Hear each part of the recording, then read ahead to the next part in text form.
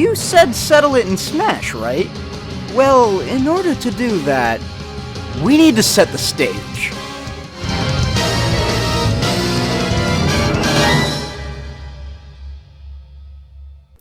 What are you doing? Getting the camera to linger on me for a dramatic cliffhanger. Well, I guess that is one way to connect this to another Smash video that you made. I mean, there wasn't enough time for you to get a new set of avatar images, but anyways, I'd be happy to set the stage with you. Besides, I've been sort of feeling this itch to do another collab. Me too, so you ready to go? Absolutely. But first, I need to savor the moment with an intro. Of course.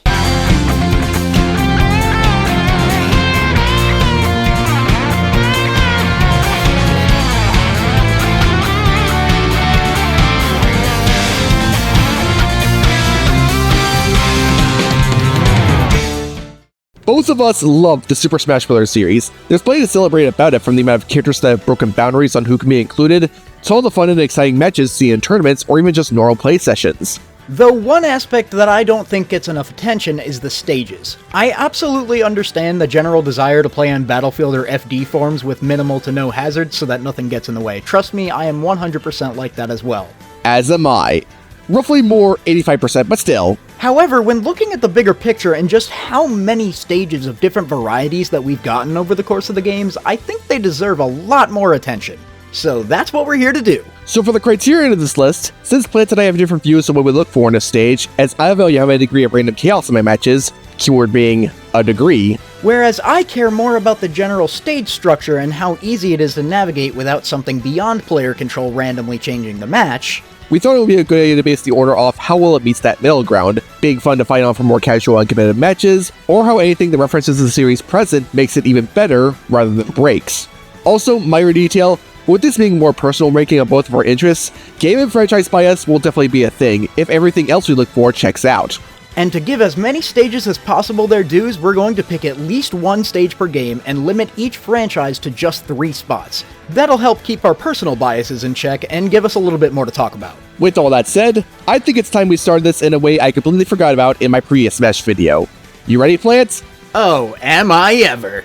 3, 2, 1, go! When it comes to talking about Smash Bros. In general, I never see the original game on the Nintendo 64 get brought up. I played so little of it, so what I predict as to why is very loose. But still. It still is a decent game that we owe a lot of thanks to, but it is very much an example of first game syndrome, and a lot of what it introduced, even down to the stages, saw pretty good glow-ups in later entries. In fact, would you say that we mostly included the 1 per game rule to include a stage from that game? Actually, no, because for what it did for this game as a whole, you really can't understate the appeal of Dreamland. This stage makes both the competitive and casual player in me very happy. How ironic that you say this stage makes you happy considering it's from Kirby. Yeah, name one person who doesn't get at least a little bit happy with anything Kirby related. King Dedede? I mean, he can clone himself here, so he's got to take issue with something. Do not question the penguin. Layout-wise, it really isn't that different from Battlefield, but I'm okay with this since Smash 64's Battlefield was only for the fighting polygons in single player, and had enough room to have its central gimmick. That would be Wispy Woods. Every so often, Wispy will huff and puff and begin to blow in a specific direction, creating a wind box for that specific part of the stage. Compared to where else I've seen wind physics, especially in platformers, the wind here is actually pretty tame, but not to a point where it's not noticeable. It doesn't actually do anything to you if you're offstage, but if you're on it, it does at least mix things up a little bit. I'd like to see the stage's tournament legality if it did, but since you do have some competitive viability in stages, what makes this one special, Plant? Happy you asked, Jack. The early days of competitive Smash were very different from what we have now, since stage hazards weren't toggleable until Smash Ultimate. So we had to make compromises and deal with a lot of them for the first 3 games. With Smash 64 being, well, Smash 64, Dreamland was the only competitively viable stage in the entire game, for better or for worse. Unfortunately, that does mean that there's no real variation in any given set outside of character matchups, but Wispy does at least mix it up from time to time.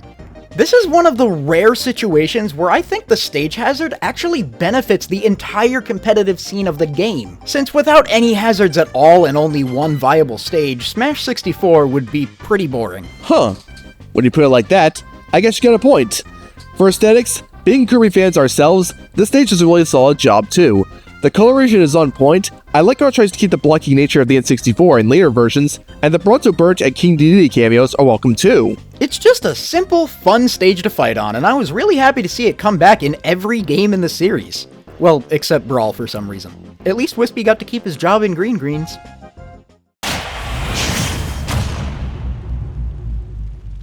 I've personally never had that much of an issue with a lot of stages adopting the layout of Battlefield. Before we would eventually just get the Battlefield layout in Ultimate, I think this was actually a good way of keeping traversal and gimmicks under control while giving those gimmicks more freedom to do what they want.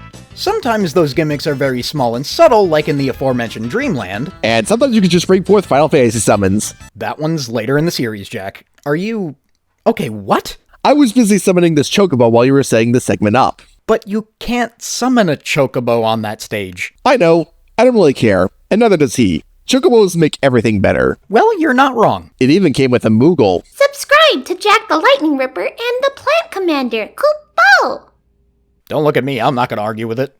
I've brought up how legendary of an inclusion Cloud truly was to Smash a lot, but it's definitely another story when looking at how awesome Midgar is as a stage. I mean, it's already cool to see the general scenery you'd associate with Midgar adapted to a Battlefield-esque format, but that was done to make room for the summons. At certain points, a summon materia will float around on stage before becoming tangible to all players, and the fun begins once a player gets close to it. What summon they get is random, but I am pleased to say that these are just the right amount of chaotic without it feeling like all strategy is just gone. From Mu electrifying most of the platforms and shifting their position, to Bahamut Zero firing a massive laser, to Odin cutting the stage in half, there is a lot to look out for, even if a lot of these are telegraphed in advance. It's fun to mess around with these to turn the match in your favor, like throwing opponents into some of these attacks, and trying to shove them into the stage as a performance from Odin, as it will instantly kill anyone in the area that is coming back together. There is incentive to grab the materia since the summoner is immune to most of the attacks currently going on, and the ones you aren't, you kinda have to try to get hit by. This is a really clever way to represent Final Fantasy in Smash, as these summons are some of the franchise's most recurring elements, and it's the best compromise they could have done to represent it as a whole without just bringing characters in from other entries. I mean, it'd be cool if some others were here, but copyright loopholes. This stage continues to be one of my personal favorites in all of Smash, for how cool its central gimmick is, how much fun it is to see in action, and how balanced it is overall for focusing on the match. And I could not ask for anything more. Koopo! Hey, what's up? Before I go, I'd like to give you a stage for a future segment, Koopo. Oh, really now? What is it? It'll show itself once you get there. Koopo! Huh. Guess it'll be a surprise for later? Would either of you like anything else before I go, Koopo? What do you say? You in the mood for something? You got any chicken?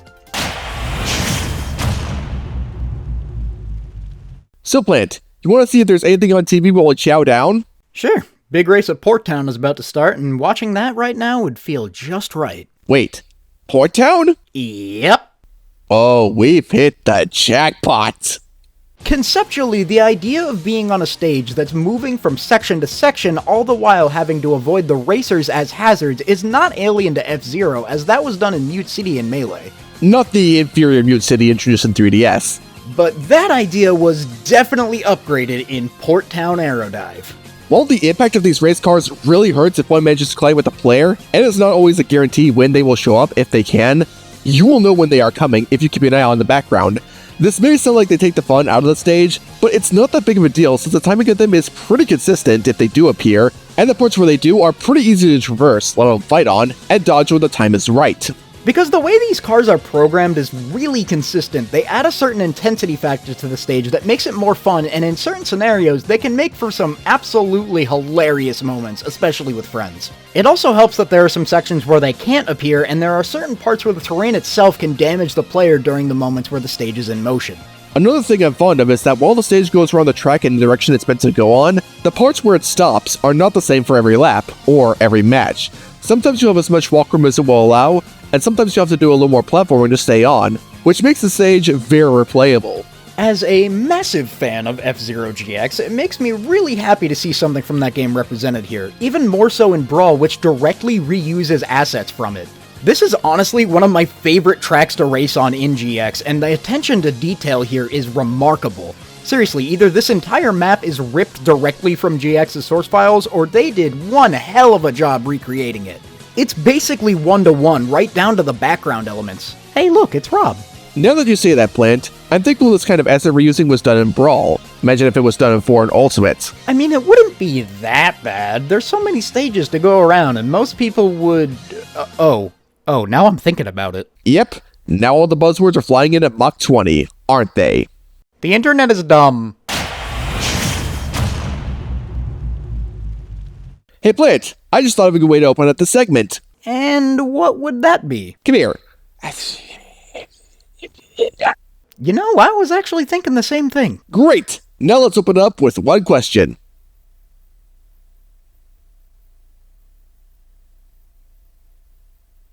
Why?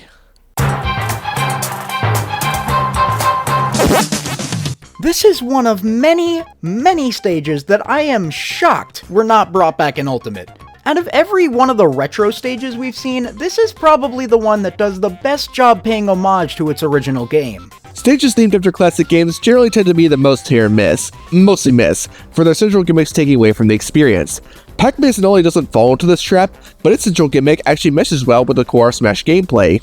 Pack dots and bonus fruit are everywhere on this stage, and collecting them and accumulating as many points as possible eventually results in a giant power pellet appearing. Collect this and you'll get a damage multiplier and can kill the ghost wandering about for a certain amount of time in true Pac-Man fashion. While you will occasionally get power pellets that anyone can grab randomly, the ones that are brought from a player collecting enough points are exclusive to them, meaning only they can grab it in a time frame they are allowed to. And even that has its own layer of strategy, as other players can destroy them. So the entire stage is a giant race to see who can get their power pellet and their edge in the match first. This makes this stage so much fun. Running around grabbing dots and fruit is what Pac-Man has always been about, so it's great that they aren't just here for show. There's actual incentive to run around and explore the maze, as well as more than one point of competition going on with your opponents. Treating this just like any other stage might just come back to bite you if you haven't been infected by the Pac-Man fever. It also helps that the stage is not that huge, and the like of bent platforms is helpful in keeping things consistent. Going with just normal platforms was a good call, because I think bends would have really not meshed well with Smash's gameplay, let alone if they made the stage near identical to the original Pac-Man maze. There is a degree of randomness to how this stage plays with the power pellets and the occasional movement of the ghost, but this is such a creative concept that I really don't care. And again, why the stage that looks like something I made in MS Paint when I was 7 came back in Ultimate instead of this, I am baffled by. Even more so since an easy simplification or rework to have the ghosts work online seems like it could have been done. I'm only learning about game development. I think it's possible since it was done with Golden Plains. In fact, let me look up to see if there's any other reasons why it was cut. Tournament leak. What? There's no way that's the actual reason.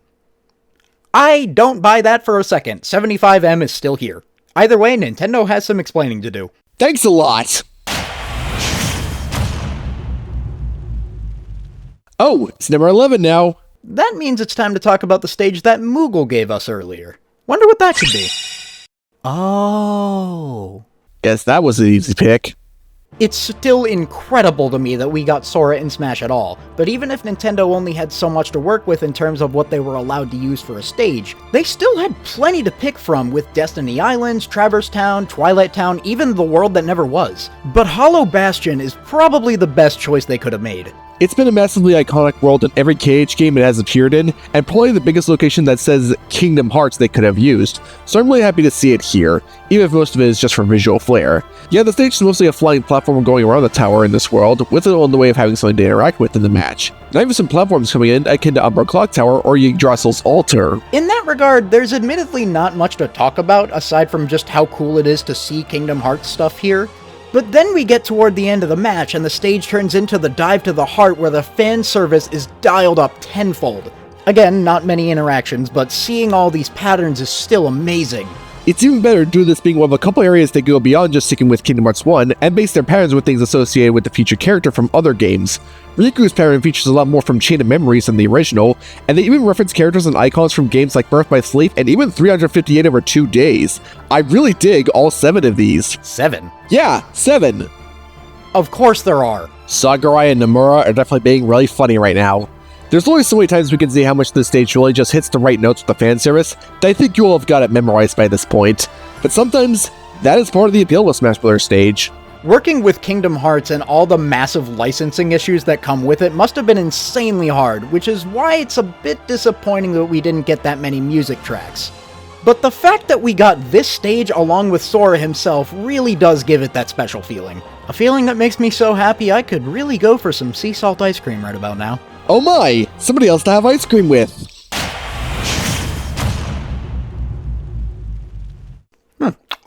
This sea salt ice cream's really hitting the spot. Yeah, I even got this really cute Snorlax balloon from it. Guess the merchant was feeling extra nice. Guess so. Wait a minute. What's up? I think they knew what the next entry is. Oh. Well, I certainly don't have a problem with that.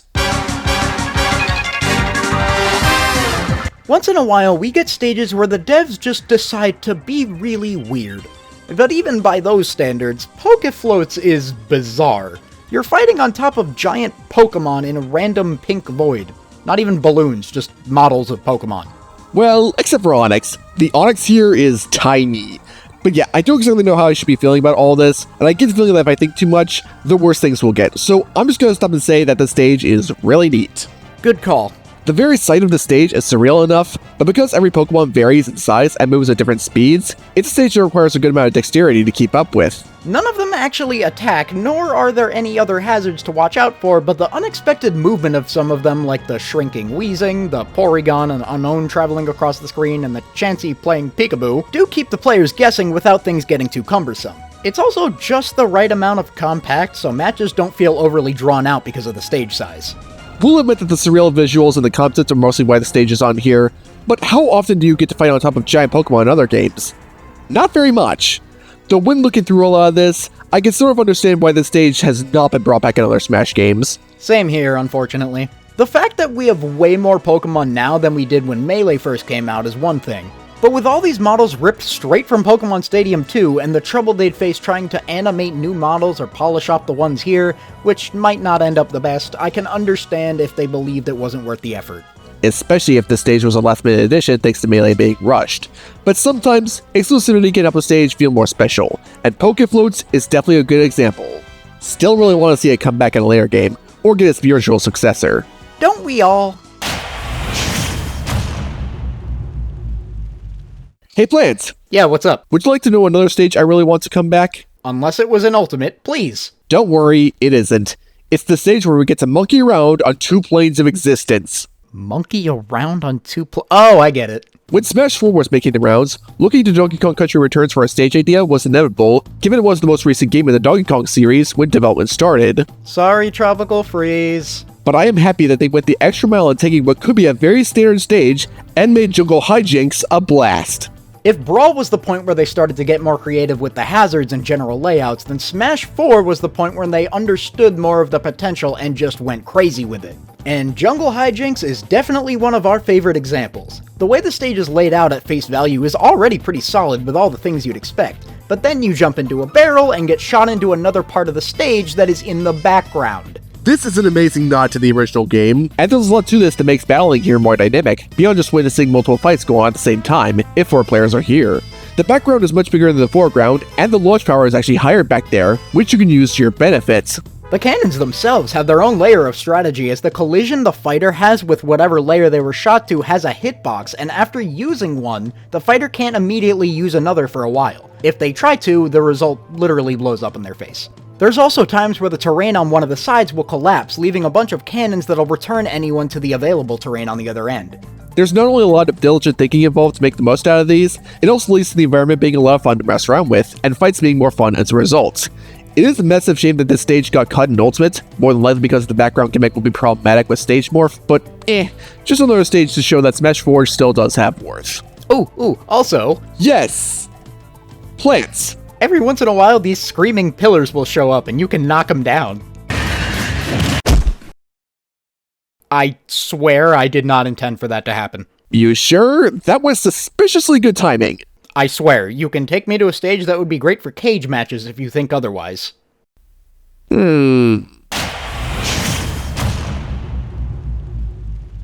am willing to believe the massive coincidence, but just in case. What? Why would you? Do you even have a stage that could work for a cage match? Why yes, Yes, I do. In fact, this stadium specializes in those. You're having way too much fun finding excuses for transitions, aren't you? Unapologetically. Smash Ultimate did have a great variety of DLC stages to coincide with the characters in those packs, with all the creative gimmicks and visual updates to feature locations, but out of all of them, King of Fighters Stadium is definitely one of the most fun gameplay-wise. You may not think that at first glance, because this stage is just a platform with 0 pits below and a really high top blast zone. But then you fight on it and discover the invisible walls on the side, and this is where the fun begins. For those unaware, solid walls and ceilings work very differently than platforms and surfaces that you can walk or jump through, because there's no way through them. If a fighter gets launched into one, depending on the structure of the surface, the knockback is refocused into another direction. This could potentially lead to an even more unfavorable situation at the cost of some of the knockback being reduced. This, by the way, is part of the reason why any stage with a wall is banned. But for the casuals, King of Fighters Stadium knows this and bases its entire premise around it. It is one thing to have these stop walk-offs that other pitless stages let you do. It is another to use these to continue aerial combos and potentially send your opponent to the blast zone above. But if you hit your opponent at just the right percent, with an attack that has just the right amount of knockback, then the opponent will be KO'd instantly in animation that is nothing short of gratifying, if only for the sound design. Therapeutic. Even more so by the amount of special effects going on in the background to celebrate the match, almost like some kind of sports event. I mean, it is a football stadium after all. That's part of what makes the stage so much fun, because it's pretty easy to get opponents at high percents thanks to the walls and the stage not being very big. It gets pretty tense knowing how easy it can be for someone to go flying at any moment, but it absolutely never gets old. Come on, one more time! Oh, I love that sound. Dude, I like that sound too. I want to join in. Thank you, you get it!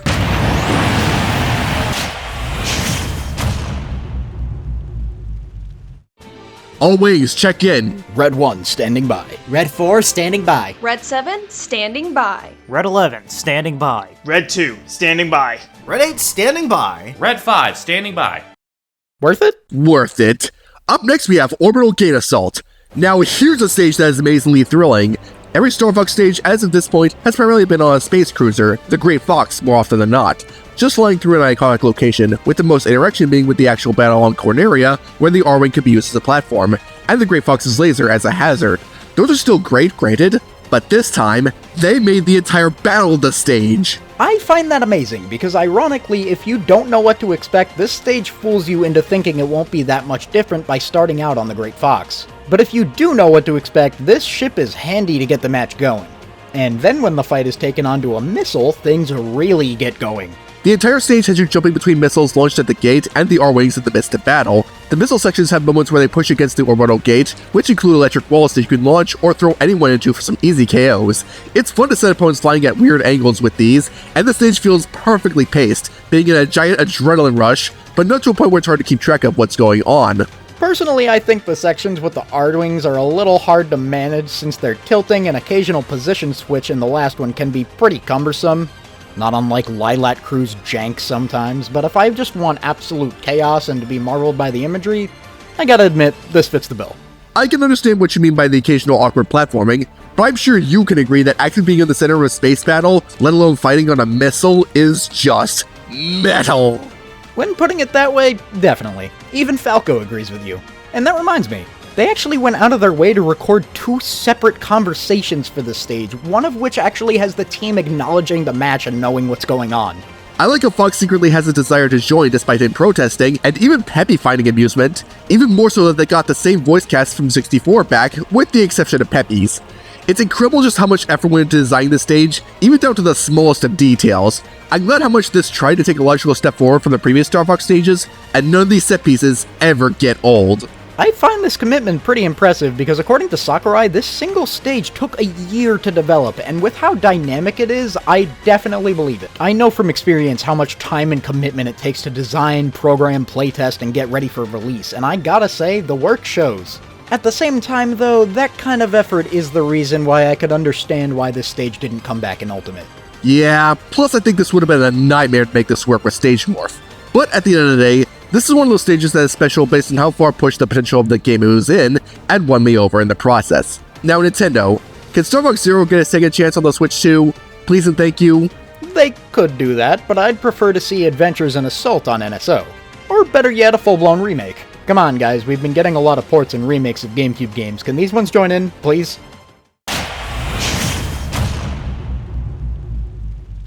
Hey Jack, you know we've talked a fair bit about Battlefield likes already, but you know what all of those ones didn't have? What? Randall. Randall? Randall. Boggs? What? No, the greatest stage hazard in Smash history. What's so special about...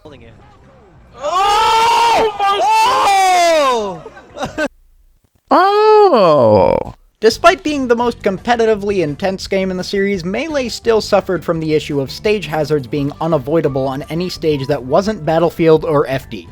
Some were intrusive, some were random, and some added a layer of memorization, timing, and skill never seen before or since in competitive Smash. How so, Plant? Are there ways you can easily use Randall to your advantage in a way that's mostly on player choice, rather than the whim of the code? Exactly! Unlike most Smash stage hazards, which are pretty much completely random, Randall is locked to the timer. He always follows the same path at the same speed at the exact same time. If you pay attention and commit to learning this pattern, you will know exactly where he will be at any given point in the match. That Falcon Punch clip from earlier? Yeah, that wasn't a fluke guess. That was skill and player knowledge. And as someone who isn't super into memorizing things like that for competitive reasons, this little guy still adds a ton. Even if you are under the assumption that he's completely random, which he isn't. He can still cause a lot of clutch saves and funny moments. And as Plant said, there's a genuine reward for paying attention and noticing the pattern he follows, even if it doesn't seem like it at first, and even if there are examples we can think of where a mobile platform adds so little. The flight guys that show up once in a while are also a fun addition. Glad you brought them up. As a big fan of the game this stage is based on, I really appreciate the reference here. There's a couple of rooms in Yoshi's story where a horde of fly guys will just swarm the screen carrying fruit, so seeing them carry food items in this stage is a really nice touch. Even if, hilariously, these guys have cost people major tourneys before. You win some, you lose some. The stage itself may seem like just Yoshi Battlefield and little else, but what it incorporates from its own series, while sounding slight, could either make matches a little more dynamic at least, and have the potential to flip what you might know on its head at most. It also helps that it only appeared in 2 games, making its presence feel a little more special. You know, now that we brought up the Fly Guys, Plant, could you hold a video for me? Why? I want to go see if there's anything in the fridge. I'm hungry. Jack, we just ate, and there he goes. I literally just searched the fridge, and all I found was this clove of raw garlic. Where'd my food stock go? Actually, this is perfect. Why? Ah, you pick one!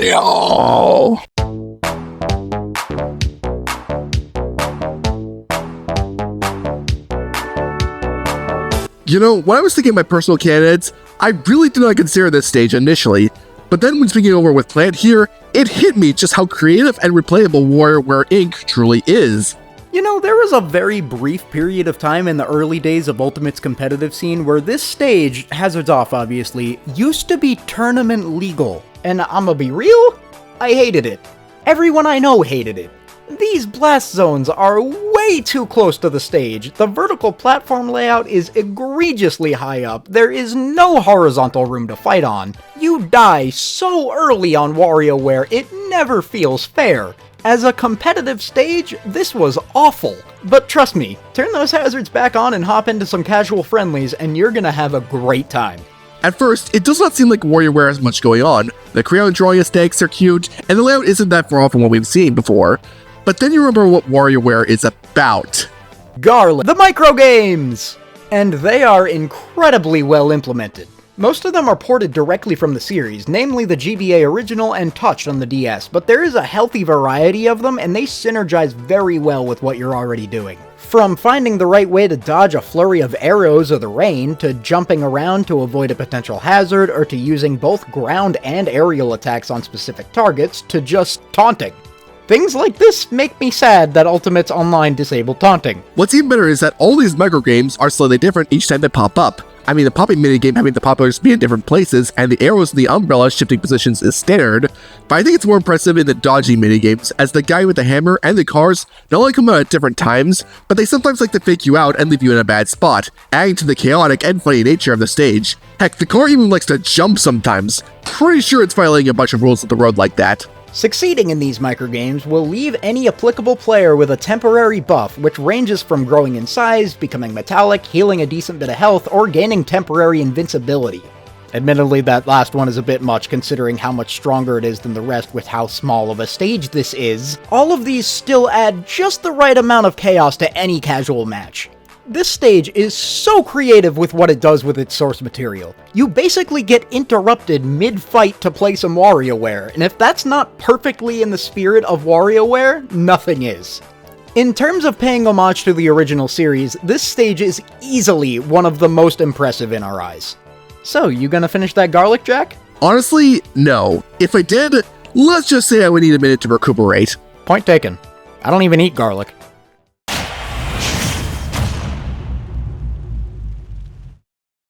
Temple?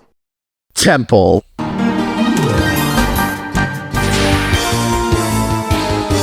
When talking about favorite Smash stages, I'm sure someone in the room will always bring up Temple at some point, and everyone will begin to agree with them. It's a classic, a landmark, a stage that is constantly picked for matches with more players, and a stage people have gone out of their way to make creative challenges for. Plus, gotta love that Zelda 2 representation. Super underrated game, one of my personal favorite NES titles. It may seem a bit weird to say at first, because while it is cool to see the stage largely being a nod to Zelda 2 of all games, it's just ruins of a temple in the sky, with only a small number of visual nods to the represented series. But what makes the stage special is the layout. This stage may be massive, in fact it's the biggest stage in Melee, its debut game, and it continues to be the series' poster boy for big stages, but it's designed in a way where matches don't feel like they drag out for way longer than they should. Surprisingly, the surface of the top area doesn't feel like it's too far away from the upper blast zone where KOing on it would feel unfeasible before getting to like 200%. But there's plenty of platforms that are much closer to it, and the edges are pretty close to the right and left blast zone, which adds a fair bit of tension. But let's be real here. We weren't already? No, Jack, that's not what I was getting to. Part of the fun of seeing how you can get KOs or make the match go on longer is in the stage's bottom half. There's a select few platforms below the stage under the main landmass, connected by narrow passages. So for this area, take everything I said about walls and ceilings earlier and apply that here. What makes this so much fun is that a lot of the undersides of the giant platforms above are slanted, which does play a part in what angle you can potentially see your opponents flying in. Add in that narrow tube and two massive gaps below, and I think you get an idea as to how hysterical it is to see how much you can mess with the game physics here, especially in the most chaotic scenarios. Heck, if you want to go further, try sticking to that one mini pillar at the very bottom. That'll be a blast with buddies. I love that no matter how much Smash stages continue to up the spectacle and set pieces, this one continues to be an icon for the entire series. It doesn't feel too claustrophobic or too overstuffed like Great Cave Offensive, nor overly spacious like New Park City. The space you're given at every turn feels very cohesive, and that's what makes it so wonderful to fight on, even if the giant stages that came after this get kinda convoluted. In fact, I'd argue that of all the big stages in the series, this one is by far the most well-designed. You've got vertical platforms for ladder combos, a more flat area for typical fighting, a good bit of empty space in the bottom right for some offstage aerial nonsense, and of course we all know the wonders of Hyrule Fight Club down here. There's something for everybody somewhere on this stage, and with a good group of people, it's not uncommon to see multiple different 1v1s going on simultaneously across different parts of the screen. I'll admit, in terms of giant stages, I prefer Palutena's Temple for the extra knickknacks, but not only is Temple still my personal second favorite giant stage, without it, I'm not sure where the ambition for other stages would be. It was impressive in Melee, it's impressive now, it still is a fantastic stage. Now I'd like to ask you something, Jack. What's up, Plants? You want to attempt the reverse high roll jump with our mains to close it off? Sure, I'm down. Best time? Best time. Roll it!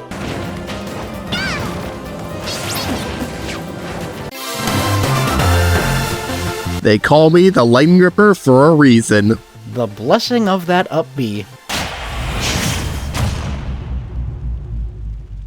You know, Plants, when I was looking at every single Smash stage, I realized something. And what's that? All the Pokemon stages are great. Are you just saying that because of how addicted you are to the series? Of course not.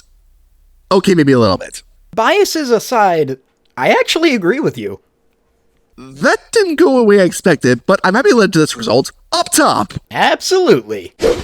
For a series like Pokemon that has gotten some of the most representation in this series, including outside of the character roster, They go all out in terms of what they have for the stages. If they aren't making the best of iconic location, then they're finding as many things about Pokemon to shove into a single stage, which they've done 2 times over. And it's those 2 times that are my personal favorites from what this series has to offer. Really? I mean, I love these 2 as well, but your favorites? Yeah, I've always found these 2 conceptually very charming in every game they've appeared in. They may not be very dynamic or in your face as something like Unova or Kalos, but the centralized gimmicks of both Pokemon Stadium and Melee and its follow-up Pokemon Stadium 2 and Brawl do all that they need to be easily traversable for more competitive matches, yet feel refreshing for any casual match too. Both stages have 4 themes based on certain types, not counting the Battlefield-esque version it always has at the start. The first is grass, fire, water, and rock, and the second is ground, electric, flying, and ice. In the first case, it's mostly a matter of just where certain platforms are, which is definitely easy to adjust to. The second does step it up with extra hazards, like the electric one having conveyor belts, the flying one slowing your jump descent, and the ice one having ice physics, which really aren't that bad here aside from the occasional tripping.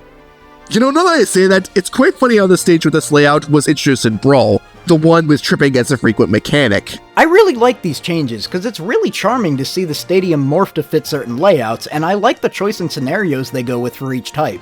And in Stadium 2's case, the extra hazards only slightly alter movement. They can't hurt you, nor do they extend the ledges. I would dislike the electric and ice themes more if the conveyor belts and frozen surface made the ledges unusable, but they don't. The stages also take their time with each of these transformations and let the fighters actually, fight.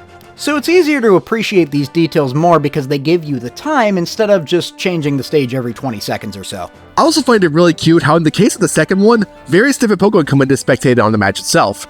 They're just having fun being part of the crowd, and I don't think you can blame them. I can name some Pokemon stages that I like more, but I appreciate how generally fun and relaxing these 2 are. There isn't so much detail flowing from the seams, but to some, that might be a good thing to let what is there shine more, and for matches to not be overly distracting. I still think they are classics. And yet none of that is why I love these stages so much. Eh? Then what is? Glad you asked. In fact, they're my favorite Pokemon stages from Melee and Ultimate respectively for basically the exact opposite reasons of one another. In Melee, Pokemon Stadium is usually reserved as a counterpick because of all the wacky nonsense compared to the rest of the legal stage list, but that's precisely what makes it so fun. Putting competitive Melee players at positive opinions on hazards was not my bingo card, but then again, I don't follow Melee's competitive scene, so what do I know? I get that since it's not an entirely balanced stage in a lot of matchups, but even before considering that some of the most exciting Melee sets ever played have had at least one match on Pokemon Stadium, and that game can often be the one that changes the pace of an entire tournament run, it's one that most of the cast can at least function on, so a player who knows the ins and outs of all the transformations can really pull off some hype stuff when they get in the groove. These transformations are intrusive, but not egregiously so, and in a way that makes these games really exciting. Except when you fall through the floor sometimes, that is kinda dumb. Granted, a lot of people like to play on Frozen Stadium now with no transformations at all, but that actually brings me to my other point, and this is the reason I wanted these stages so high on the list. Because a lot of this can be applied to the follow-up stage? Actually, no, because I'd argue that Pokemon Stadium 2 in particular is the single most balanced competitive stage in the entire series. That was also not on my bingo card, but enlighten me. The platforms are perfectly positioned in such a way that platform combos, tech chases, and more landing options are still possible and accessible for pretty much the entire roster. And the blast zones are completely reasonable on all sides for any type of KO option. There's no platform too high up to prioritize kills off the top, and the sides aren't too far in to lead to cheesy early kills. Unless your name is Roy, and you can just do that everywhere. And there is a perfect amount of empty space both on the ground and above the stage to encourage any type of grounded or aerial fighting. For my money, it's the perfect competitive stage layout, and I think you'd be hard-pressed to find anyone saying otherwise. Seriously, go to any Smash Ultimate bracket, sit down at your setup, and there's a good 80% chance that your opponent will just sit down and say, "So, PS2? Wow, I never really thought of it that way, but you're right. No one character excels at Pokemon Stadium, and no one character particularly suffers. I never really noticed, but I guess there really is something for every kind of player to love here. But now I'm curious, Jack. You did seem surprised by this being my favorite, so what is your favorite Pokemon stage? Jack? Jack, why am I fading out? Why am I being sent to the Shadow Realm? Jack, what are you doing? You edited me into the number transition. That didn't answer my question. The number transition is required to answer that because we agreed to put this at number 2. Besides, I'm the editor, so I'm in control of scenarios like this. So? Plant. Do you know anything about me? Do you know my favorite generation of Pokemon? Wait. Gen 5, right? You know it forever!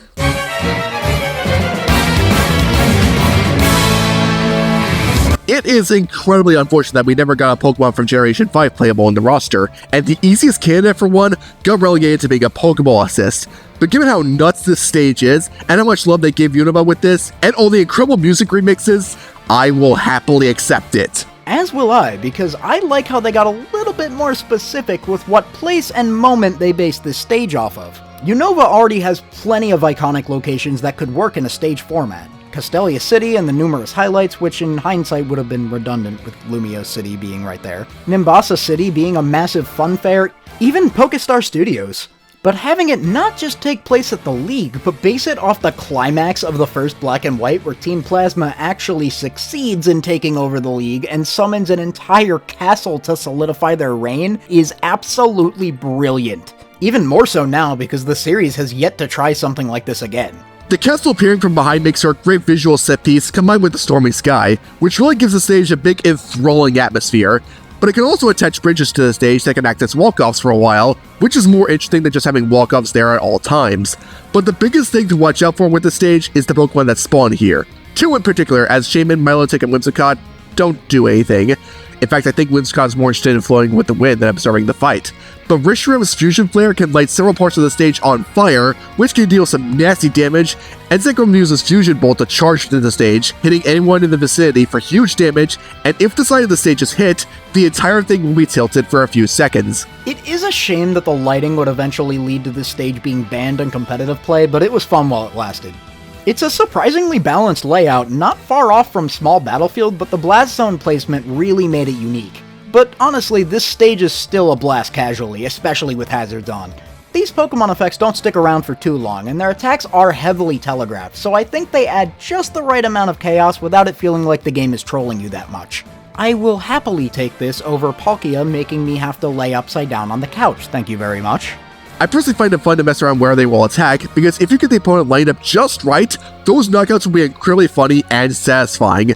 Plus, the stage tilting isn't that intrusive, and you should not find it running away from you if it tilts away without having to deal with Zekrom.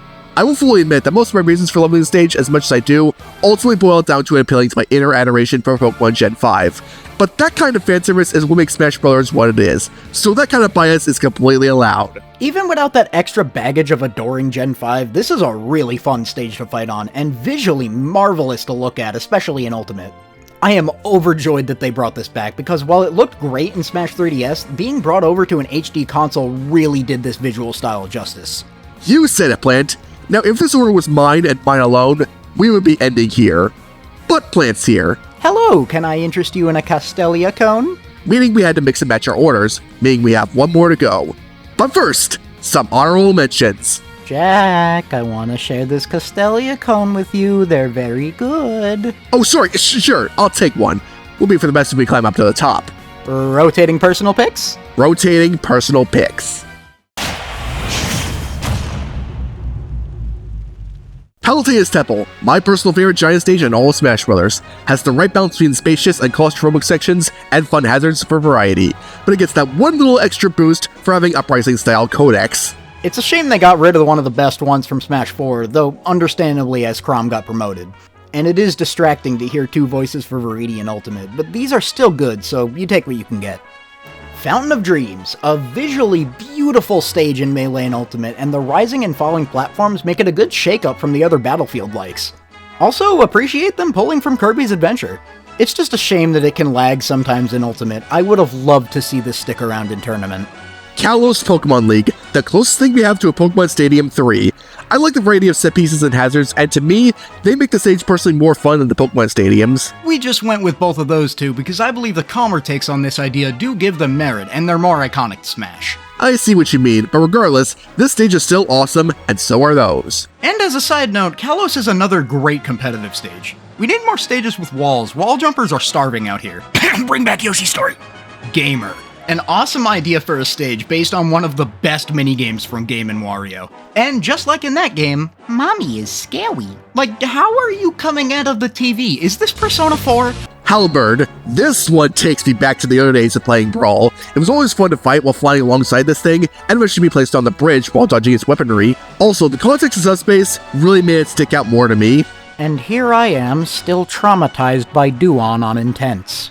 Brinstar Depths. Fighting on a big rotating rock with Kraid in the background is one type of chaos that I welcome in Smash, even if it can get a little bit janky at times. Love Kraid, love the atmosphere, love the music. It's a bit of a chaotic mess, but it's just my kind. Spring Stadium. This place is just Smash Bros.' trampoline park, and that's all it needs to be just be a blast. Love using these direct out combos since jumping on the springs is a hitbox. And it is ironic that I find this stage, and the fireballs introduced in the patch that it came with, more fun than its feature character. Battlefield. Always a classic that would pave the way for identical stages to the Battlefield form, and even the big and small variants. We have enough Battlefields to a point where we could take out the form option, and still have enough to make an entire stage roster out of them. And lastly, some special honorable mentions to give credit to stages that can't be played normally. Firstly, Metal Cavern, or Metacrystal, or whatever you want to call it, from Smash 64. Metal Mario gets his own stage for Classic Mode? That's awesome. Why can't we go here ourselves? And secondly, the subspace stages from the Great Maze and Brawl. These backgrounds and colors are super cool to look at, and some of these layouts are actually really fun. I would have loved to have an option on the stage select screen to just pick one of these at random. And now, our final stop. So, Jack, I think it's fair to say that while this list didn't match either of our personal top 15s, and compromises needed to be made to give us each a few entries that we really wanted to talk about, I think we still did a pretty decent job at laying out what makes a Super Smash Bros. Stage so fun for both competitive and casual players. Wouldn't you agree? Yeah, I'd say so. We both had some personal favorites that didn't quite make the cuts, but I can definitely agree that we've enlightened each other about a new perspective with these choices. Between stages with minimal interference that makes for a balanced and fair match, and the absolute chaos and fun mechanics that Hazard brings to the table, I think we have a good selection of stages that appeal to both crowds. Perfect, because number one appeals to neither. What? Final Destination, baby!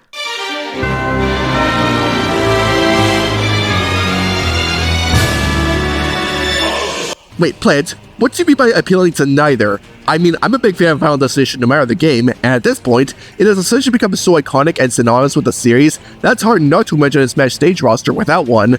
But I'm curious as to what you meant.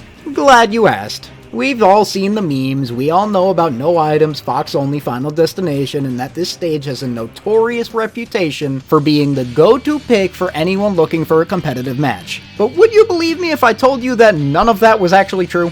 Say what? Yeah, this stage is actually pretty controversial. Competitive players in the audience probably all know what I'm about to say, but to the casuals watching, you might be surprised to hear that Final Destination is actually extremely unbalanced. How can a stage with literally nothing on it be unbalanced? Like, no matter how you slice it, it's just a singular floating platform. Well, riddle me this, Jack. What kind of game is this? A fighting game? More specifically? A platform fighter?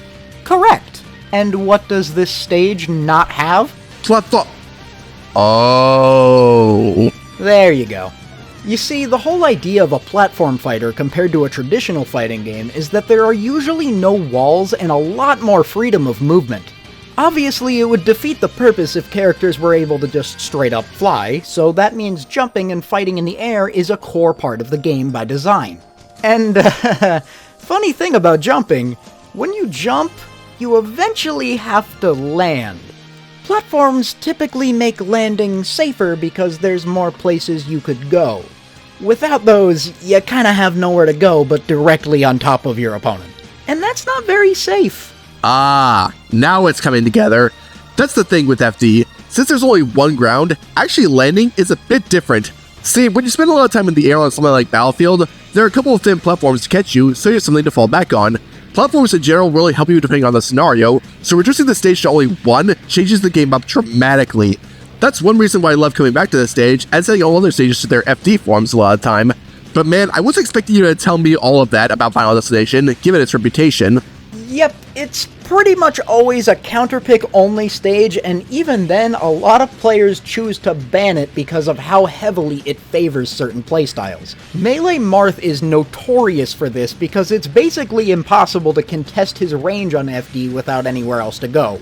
And perhaps most egregiously of all, and definitely the most unhealthy for the game, fighting against Little Mac on FD is a constant uphill battle because he's basically uncontestable on the ground. He's fast, he hits like a train, he has super armor, and it's basically impossible to fight him head on. And yet he's terrible on every stage that isn't Final Destination because you can just camp him out on a platform, and what's he gonna do about it? Jump? And yet, even with how bad he is, he's obnoxious on FD. If FD was the only stage in the game, trust me, Mac would be a lot higher on tier lists. I mean, you could sort of make every stage in the game FD, and he does pretty well on Boxing Break. Not the point, Jack. In the end, though, I really enjoy Final Destination because how a stage like this can give players tons of creative freedom to try out what every character can do. With other stages, the opponent can use something even down to the thinnest of platforms to disrupt your combo and fight back. Here, because everything boils down to how you play the game, I get the most out of going for stylish plays and trying out different characters here. Also, the visuals and music are always spectacular, with Brawl in particular being my favorite in this regard, and it is awesome how this started as just an arena for Masterhand before evolving into what we know now. Though despite this, if I was in total control of this list, this stage would not be number 1. So, Teleplant, if Final Destination is famously non-intrusive to the point of casuals not liking how serious it is, and if competitive players don't like it because it's inherently unbalanced, why did you ask for it to be number 1? Because there is truly nothing else like it. There's no other stage in the series with a playstyle like this. Sure, it does favor some characters a lot more than others, but there's no stage that gives you quite the same experience as FD. Plus, you said it yourself, Final Destination is the most iconic Smash stage by far, and you can't argue with the legacy it has. Between all the memes, however untrue, exciting competitive sets when it actually does get picked, and consistently being the venue for one of the most iconic boss fights in video games, I don't think any one stage does a better job at representing Smash. It's simple, easy to understand, straight to the point, it's effective, and while it doesn't perfectly appeal to either crowd, there is no stage in any fighting game that is more famous. It is the end-all be-all. It is the Final Destination. I'm Lang Ripper. And I'm the Plant Commander. And now I'm stumped as to what kind of joke we should end this on. You think of one, Jack. Personally, I'm off to play the Animal Crossing New Leaf game on my Nintendo 3DS system. I'm very unsure if Reggie would be proud of you or expecting his royalties by the end of the month, but you do that. Doors that way. So with that said, here's a clip of Melee that Plant recorded that we thought was very funny.